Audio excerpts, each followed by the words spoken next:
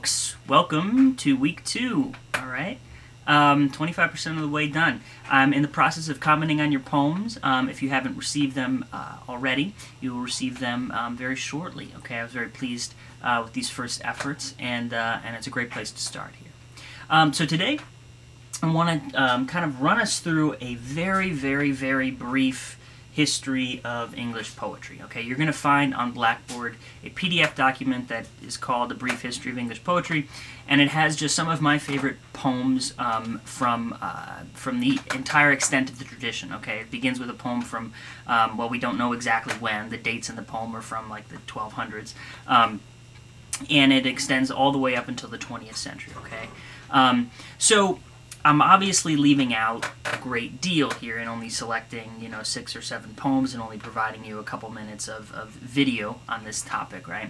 In fact, I'm leaving most everything out, obviously.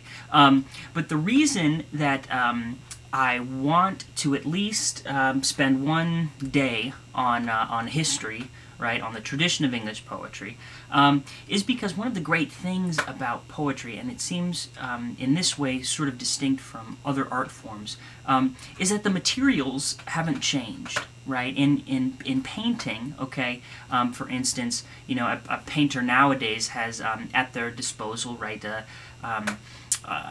such a huge degree of other materials with which to paint or make visual art, right? Or you have visual artists now who create, sculptures out of plastics and all this, great stuff, very interesting. But with poetry, right, we've always just had pen and paper or language, right, at base, okay? And so there's a sense when poets today write, they're sort of tapping into a tradition, a very long tradition that's been active for thousands of years, and it's really one of the most powerful things about poetry is that you're doing the same thing that someone 500 years ago did, expressing yourself in language, right?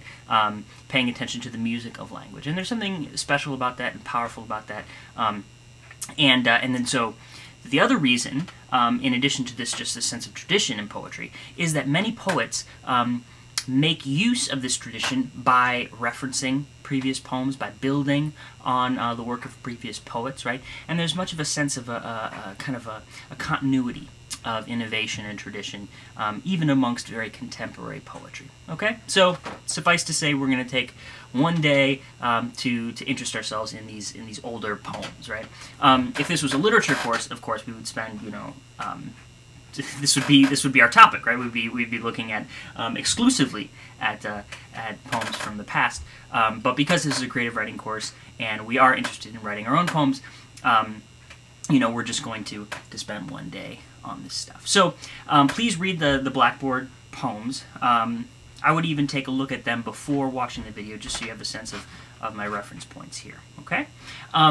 So the first poem is a poem called Sir Patrick Spens, right? And we don't know the author of this particular poem, and that's because the poem began as a song, okay? And I've included this poem in here, or song, or ballad, right, to indicate the extent to which all poetry has its roots in an oral tradition, right?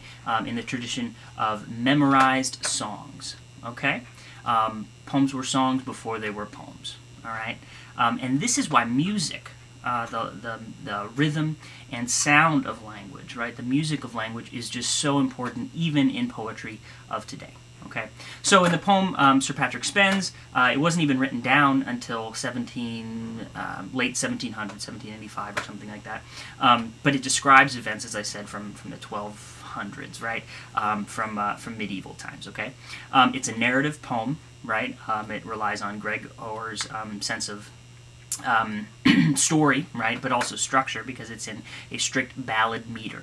Okay, after reading the poem, I suggest that in order to kind of get a full sense of the oral nature, the oral and aural nature of the piece, you should go find on YouTube a video of a Scottish person either reciting or singing Sir Patrick Spens.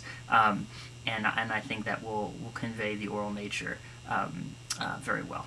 Okay, so moving forward, an indeterminate number of years, people began writing down poems. Okay, we began writing down poems, and we began writing them in metrical verse. Okay, the foundation of English poetry is metrical verse, and basically what metrical verse is just the prescription of a certain number of syllables and a certain number of accents in a particular line. Okay, syllables and stresses. So, for instance, the iambic pentameter meter consists of 10 syllables. Okay, 10 syllables in every line, or most lines, and 5 stresses. Okay, so when poets sit down to write, they would only craft lines under those prescriptions. Right. Mary Oliver, who you're going to read, focuses on metrical verse. Okay, she provides a very useful sort of introduction to the dynamics of metrical verse. Right. In addition to iambic pentameter, the other most famous form of ballad, or excuse me, of metrical verse was the ballad meter. Okay, and that's the meter of Sir Patrick Spens. It's also the meter of Dickinson, right? So it remains with us for it has remained with us for a long time, and people today still write ballads. Okay, and so the ballad is very simply the da da da da da da da da da da da da. Okay, it's also variations on it have been also called the hymn meter, because it's the meter and the rhythm for church hymns in the Protestant tradition, right? Okay, so we're all very familiar with this, right? It's the Gilligan's Island rhythm, you know, Yellow Rose of Texas rhythm. Okay, it's sort of ingrained in our sense of what a poem or a song is. Okay, it's interesting in that respect, right? So that's the ballad meter, right? The iambic pentameter came to be used in longer works. Obviously, Shakespeare used iambic pentameter in his plays, right? And also very importantly in the sonnet tradition. Okay, and so I've included one of Shakespeare's sonnets as an example of iambic pentameter verse. Okay, in your packet. The poem is, I'm not sure what number the sonnet is, but it's begins when in disgrace with fortune in men's eyes. Let me double check this here on the computer. Get this right here. When in disgrace with fortune and men's eyes, I, a lull alone, beweep my outcast state. Okay, so you can hear the iambic pentameter meter there. When in disgrace with fortune and men's eyes, right? And obviously we don't say the poem like that, but that meter is underlying the construction all the way through. Okay, so I don't want to say too much more about a sonnet, about sonnets right now, only because in the fourth week of class we're going to focus in particular on the sonnet, on writing our own sonnets, not necessarily in iambic pentameter, although you may. But I wanted to include this as an example, right?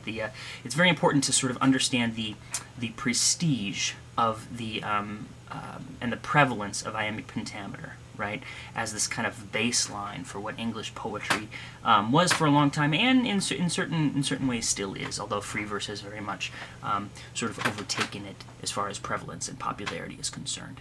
Okay, so around also, well, a little later, just a little bit after Shakespeare's sonnet here, but roughly contemporaneous, we have a group of poets who I decided to include here, or at least include an example of, called the metaphysical poets. Okay, this is the early 17th century. They didn't call themselves this at the time, right? But in the 20th century, looking back, we would say, oh, these were the metaphysical poets, okay? And the big innovation here is that these poets started using images and extended metaphors that were different from what had been used previously, okay? In previous poetry, right, there were only certain subjects that were appropriate for a poem. Love, obviously, right, nature, okay, death, the feats of heroes, as I've said before, okay, these were the main subjects, right? And in order to talk about these subjects, well, metaphors were used, but they were metaphors that seemed appropriate, right? I'm going to describe love, and so I'm going to describe love as a bird, you know, or love as a sunny day, or something like that, right? But these metaphysical poets started using metaphors, extended metaphors, meaning sort of metaphors that they stretched out and made to encompass the whole poem, which they called conceits, or we call conceits. They used these conceits And they used subjects for these conceits that were wild and outrageous. So, for instance, John Donne, one of the great metaphysical poets, said in one of his poems that the soul was a bullet fired out of a gun, right? The soul was like a bullet fired out of a gun. I'm obviously I'm summarizing here, right? Paraphrasing, but and people said, what? You can't say that the soul, the divine soul, is like a bullet out of a gun. Those are comparing two entirely unlike things. But the poem is all about describing how, well, in fact, a soul is kind of like a bullet fired out of a gun, in a certain sense, right? Another one of his famous conceits or metaphors here was that in a certain poem he said that two people, two lovers, were like the two parts of a compass. Okay, so you remember those compasses that you used in high school with the two, you know, it kind of looked like this, right? And then you stick one in there and you turn the thing and it draws a circle, right? So he said that that two people were like the two arms of the compass, right? And that one was stuck in England, right? But then, but no matter what happened, no matter where the other person went, they were always somehow connected, right? And circumscribing a relationship. So these kind of complicated, strange metaphors became the basis for this new kind of poetry, right? And these metaphors drew from all aspects of life, from science and technology and history. Okay, pretty exciting stuff, and groundbreaking and innovative. And from then on, suddenly, we could write about whatever we want, right? To a certain extent, right? It took the other innovations of later poets to kind of really, truly open up the gamut for us. But this was the beginning of that. I've included a poem by John Donne called "The Flea" in your packet, and it's from the first half of his career. So there's kind of a split when we talk about John Donne, because in his early life he was kind of a playboy. He would get together with his buddies and they would write poems, you know, about their girlfriends, and they're pretty bawdy and pretty licentious, right?